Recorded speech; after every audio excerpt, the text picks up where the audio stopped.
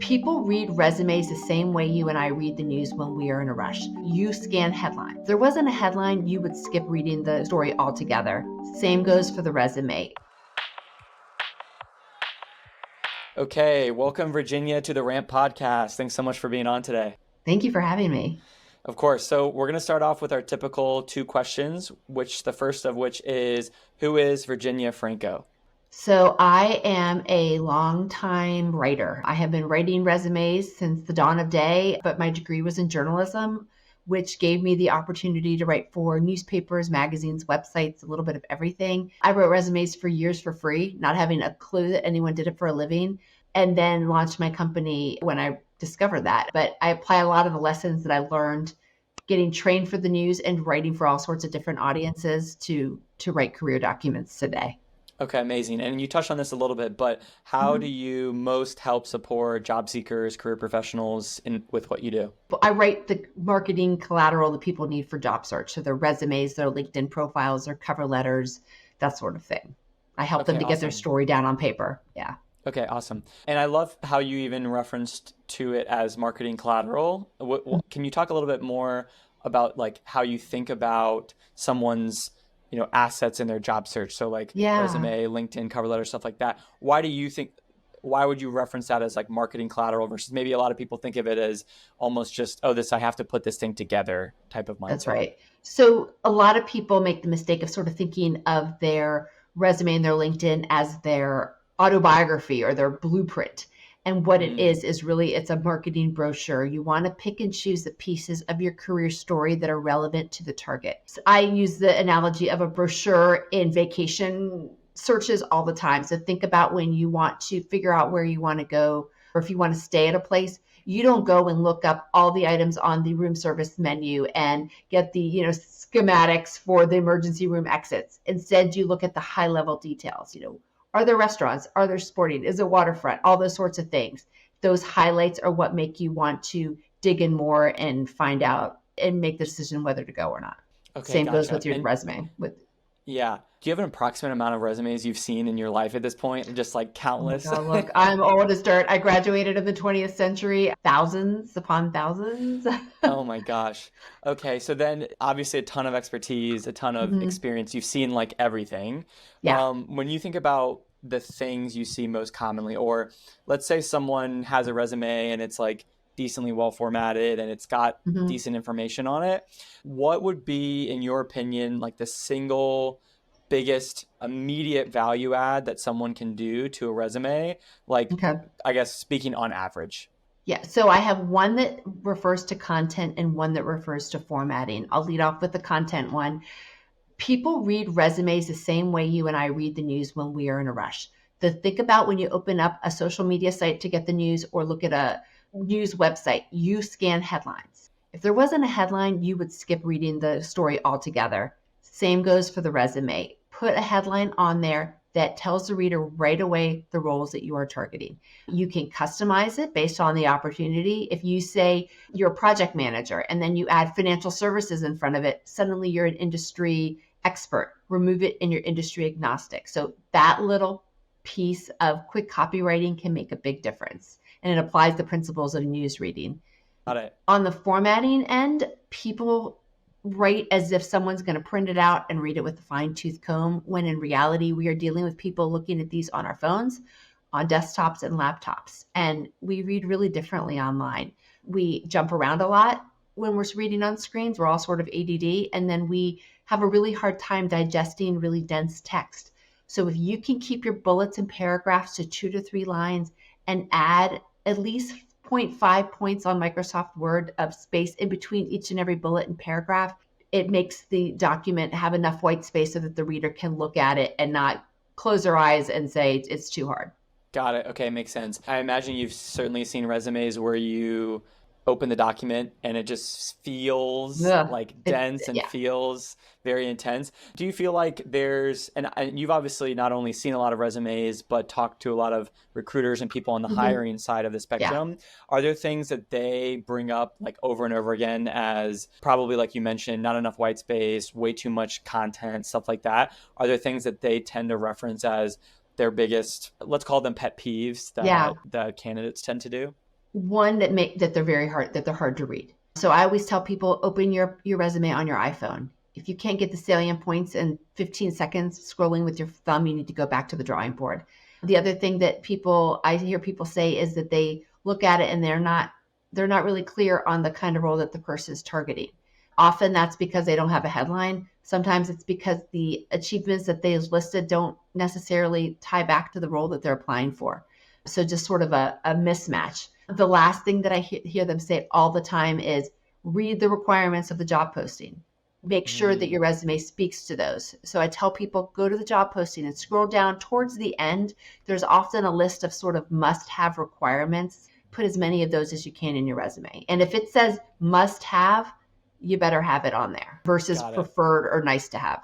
Got it. Makes sense. You said you've been doing resumes for a long time at this point. Mm-hmm. How have you seen the, I guess, resume writing, but also more broadly, the job search evolve and the tactics that job seekers need to employ? How has that maybe changed since you were like the first resume that you ever looked at? Yeah. It's funny, people talk all the time about the evolution of job search. I never applied through a newspaper classified ad for a job, nor have I ever gotten one just applying online. People have always hired people. So that part hasn't changed. What has changed in my mind is the method by which communications start. People don't use Rolodexes anymore. They don't talk on the phone as the first point of entry. They tend to start through email, through text, that kind of thing. And so you really have to be, your messaging needs to be really powerful, your written messaging. The other thing that has changed is that people can find you on LinkedIn. LinkedIn is super algorithm driven. And so putting keywords related to your job target into certain places on LinkedIn can really help you to be found. I always say LinkedIn's a two-way street. You want to use it to be found by recruiters and hiring managers, but then you also want to use it as a platform to start connecting with people and getting conversations going. And so that piece has changed. Got it. So let's maybe talk about LinkedIn for a second. You've obviously, as you've taken your expertise from resumes, started working with people on LinkedIn as well. Mm-hmm. How would you think about your resume and LinkedIn?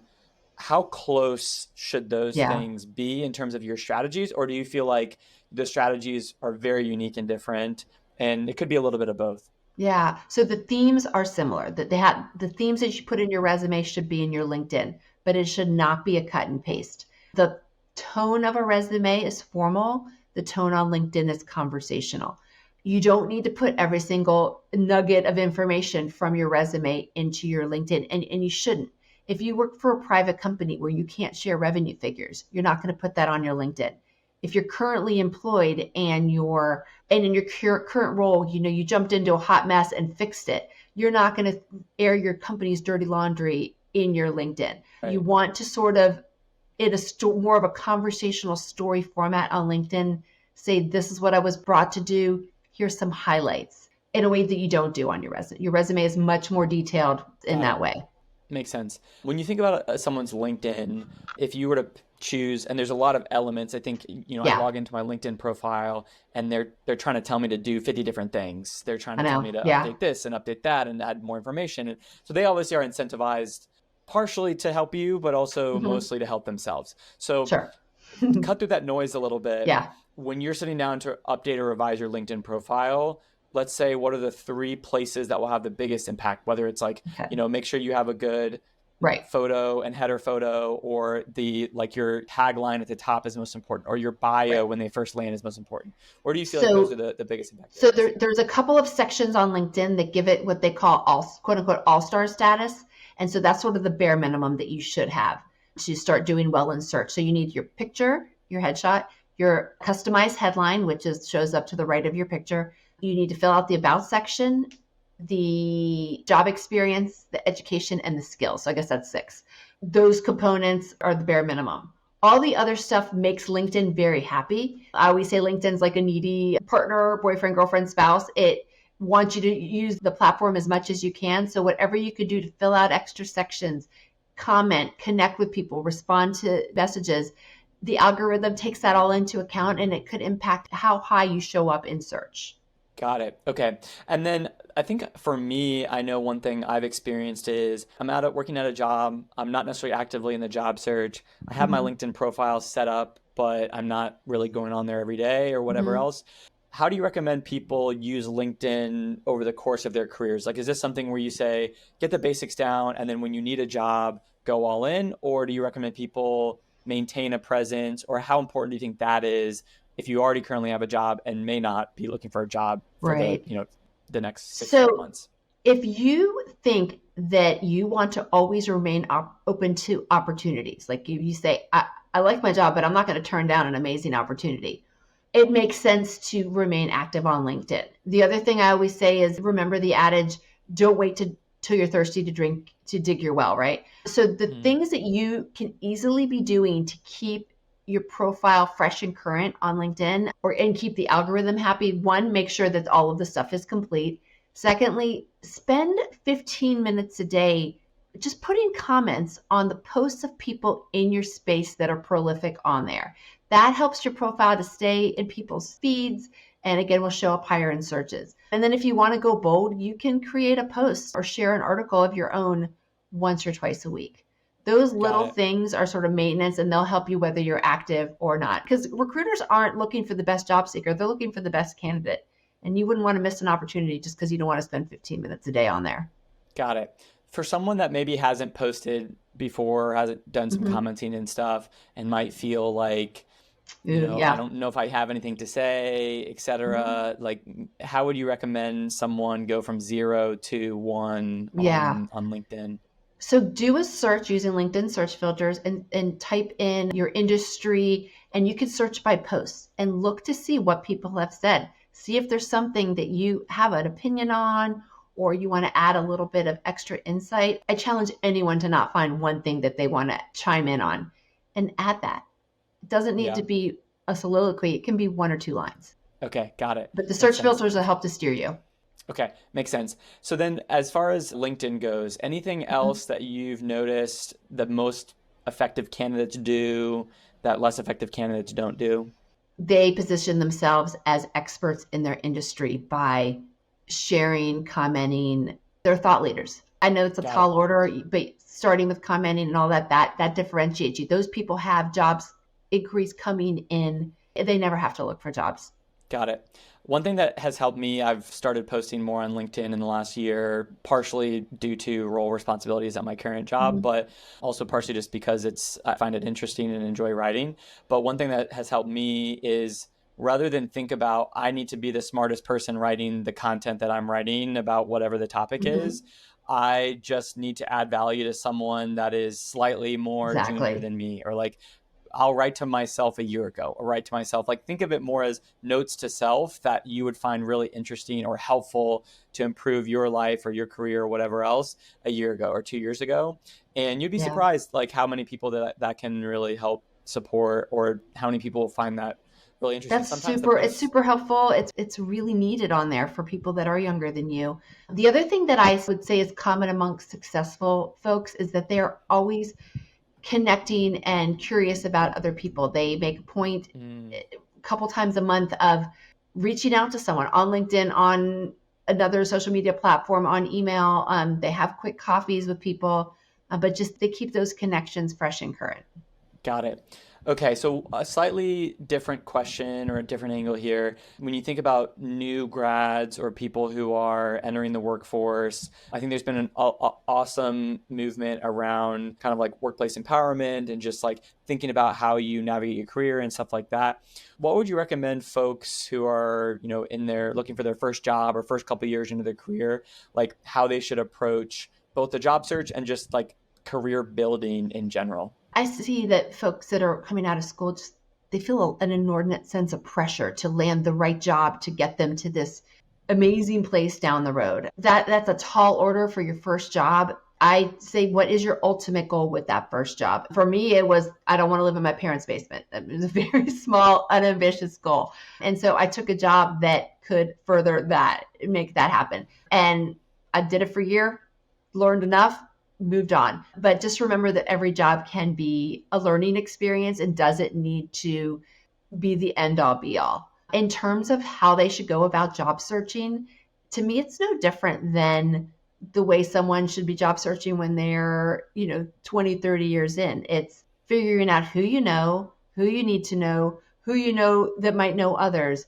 and getting those conversations going with some clarity around what that first role might be. So you might say, I graduated with a degree in communications.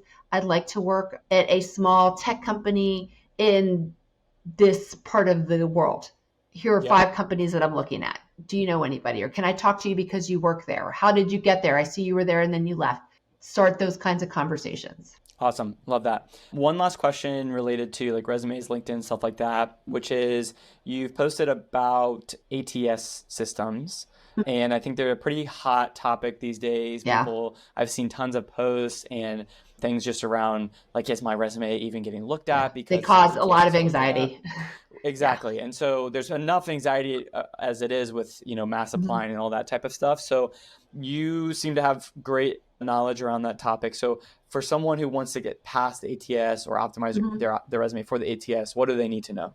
So number one, there's like 250 or 300 different systems. So most of the advice out there is based on sort of the least common denominator. The second thing is that ATS is improving by leaps and bounds. The third thing is that at the end of the day, ATS is really just a filing system to help recruiters deal with the hundreds and hundreds of applications that they get. Most recruiters that I speak with are on the other side actually reading these resumes, but the ATS helps them to file them. What you can do to make sure that you'll never get kicked out of ATS. There's some ATS are built with what they call knockout. You can turn on knockout questions, and they are things where you automatically disqualify someone. So if you see a job posting that says must have this certification or must have this, those might be built in as knockout questions. Not always, but if you get like a immediate rejection, that is often the case. What you can do to make sure that ATS can read every bit of your resume accurately is number one, to not put your contact information in a header or a footer. I would stay away from those really stylistic templates that are on like Canva and sites like that. Most ATSs cannot read things that are in a text box or like a graph or chart or anything like that. And a lot of those templates by design, you have to put your information into the text boxes. So if you can choose templates that let you write it in like in Google Sheets or in Microsoft Word or something like that, save it as a PDF. If you have had several roles with the same company, you want to make sure that the company name shows up next to the job title with the dates. That way ATS can score the number of years correctly. That is what I sometimes do to make it easier for the human eye is if you have like 3 roles with the same company, I'll hide the company name in a white font so ATS can pick it Mm. up and the human being can't. Not all ATSs have that issue. You just never know what you're dealing with. So those are just a couple easy tricks. If you do those, your document's going to be able to be read. Got it. Okay. So a couple things that I thought were interesting about what you just said. One is a lot of people have this idea that if they don't have the perfect resume, they're getting auto rejected. And it sounds like for the most part, that's not the case unless No, there is some sort of qualification question, which has nothing to do with the design or look and feel or that's right. anything else of your resume. Okay, got it. Right. So that's super critical information. And then two, it sounds like in general, the best thing you can do is keep your resume clean, simple. Don't over style it. Don't try and add extra elements. What is your opinion? I see this a lot, and I think a lot of people tend to like them, but have heard a lot of like more negative things from recruiters or hiring managers and stuff. Is the scales for different skills. Like, oh, Yeah, yeah. I'm like fluent in I'm Spanish, a but four I'm out of like three five out at of this. five. Yeah, yeah, yeah, yeah. Yeah. I mean, so those are space wasters. You Yeah. only have 1 page, maybe 2, to convey your story. Do you want to waste it on a graphic that shows that you are 4/5 proficient in a software? List the stuff that you know well enough to use. Don't list the stuff that you don't. Content needs to be king over the design. Formatting needs to focus on easy readability, not a ton of bells and whistles. Got it. Okay. Makes sense. That's super helpful. I will give you a chance now because I've had specific questions, but you're the expert in the Yeah. space. Are there things that I haven't asked about that you're like, they come up all the time with people's resumes, or they come up all the time with people's LinkedIn's? The other thing that I was thinking about in terms of readability that I think is important for all sorts of writing, specifically resume, is that I spoke at the beginning of how when we are reading online and when we're in a rush, we tend to jump around a lot. So there's things that you can do to help draw the reader where you want them to go. Number one is to have formatting that clearly shows the sections, right? Here's my experience. Here's my education. The other thing that you can do is you can use bolding or maybe like a different, like a color like navy or something like that to highlight the part of the experience that you want to showcase. So let's say you want to showcase that you worked with some of the industry's top companies, then you're going to bold the company names. Conversely, let's say you want to show that the job titles are most relevant. You might want to bold those, and maybe you'll put that at the beginning and the company after. So think about what piece is most relevant to the story and sort of choose your formatting to showcase that, and then also order your information that way. When people are reading in a rush, they tend to start at the beginning of a sentence and they don't always go to the end. So the order of things can really matter. Company, title, etc. When you're writing a sentence, you front load it, which means you put the good stuff at the beginning. The other thing that we do because we're jumpy is that when we're reading bullets, we tend to start with the beginning one. Then we'll jump down to the bottom, and stuff in the middle sometimes doesn't get read till later on. So if your second bullet is the second most important thing you've done, stick it at the bottom. Got it. Okay. And my follow-up question to that is, outside of everyone should go and follow Virginia on LinkedIn, go to her website. But for people, it seems like a lot to know and learn and understand. And there's a lot of not necessarily conflicting information, but subjective information out there about what to do. How do you recommend someone to not get overwhelmed with the amount of stuff? Yeah. Would you Drown say, up, hey, just cut through pick the one noise. person, just pick one person and kind of follow their guidance that you trust? Is it, there's a certain website or certain thing that where you're like, here's how I stay up to date on things? So I always say that I like the rule of 3 out of 5. Everyone has opinions, but if 3 of 5 people sort of say the same thing, then you've got something that is probably true. I am not experts that use fear-mongering tactics. That's pretty transparent to me. And so I don't follow people that do that. And the other thing that I think is important is to follow a wide range of people. So I follow other writers, I follow recruiters, I follow HR people, hiring managers, LinkedIn coaches. That way I can get a really well-rounded understanding of what's happening in the space. And I use that to inform my writing. Got it. Great. Kind of a just hypothetical for you, because we've thought a lot about this at Ramped. Is there's the whole system of writing resumes, submitting them, doing all this stuff, and it feels like a lot of companies have optimized on their side. Like the goal with LinkedIn or companies is get as many people to apply to be able to choose from as possible, and then we'll figure out later how to categorize and organize all these people and make decisions about it. Are there any similar weapons or things that job seekers can equip themselves with outside of, I guess, consuming the right information and thinking about their job search as this marketing process? To me, your most powerful tool in your toolkit is your network. Nothing beats knowing somebody who's close to the decision maker. It's like the Disney World Fast Pass or whatever they call it now, Lightning or something. It won't get you the job, but it can sure as heck get you an interview. And so continue with conversations. Side follow-up question to that, if you thought about it, and maybe it's okay if you have no answer to this. Could you imagine, or in all your years, have you ever thought about if you were to, let's say resumes were gone tomorrow and the whole process of intaking resumes and all that stuff, and we kind of hit the reset button on how do you go about getting a job? Have you ever thought about what you would replace that system with, or changes you would make to the existing system that you feel would be beneficial both to companies and to job seekers? I know it's a big question. Sometimes I'll engage in posts where we're like, what if this, what if that? And then everyone pokes a million holes in it into why it won't work. And so my biggest takeaway has been there's no perfect system, but what's important is sort of to know the holes in what each process does and try to sort of overcome it. I mean, people have been predicting the death of the resume for a really long time. It's still around. It's morphed and evolved, right? But the good thing is that there are other tools now to showcase your stuff that can complement your resume. Now we have LinkedIn, there's video resumes, there's other social media platforms. Get your brand out in as many places as possible and spread the word in person to as many people as possible. To me, that is the best way to navigate the world in which we live in. And I think that's a technique that works whether you're targeting a Fortune 500 or a startup. Got it.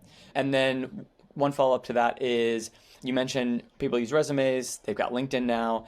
Has there been any new tools or things that you've seen recently where you're like, whoa, like people should, you mentioned video applications or resumes or things like that. Yeah. Have you seen anything in the last, call it like 2, 3 years where you're like, that is a really effective additional way that people should be putting themselves out there? Well, I know at the college level, Handshake has become really big for recruiting Mm, for people. yeah. In terms of a tool that I think is really important to understand and master, all of the AI stuff has become super prevalent. One-way AI interviews are really common at big companies. They're a great way to screen out a bunch of people at the beginning. And so understand what are keywords that are to address that, you need to know what are keywords that are relevant to your industry and the role you're targeting, and you need to weave them into your responses so that when you're responding to the computer that's interviewing you, the software can parse it out and you'll do well. AI in general, the chat GPTs are really good to help you overcome writer's block. I have used it a lot. I don't Number one, do not put your resume on AI on chat GPT because then it becomes a common resource for other people. That's your Mm. proprietary stuff. But you can use it to help you write a cover letter, to help you write an outreach letter.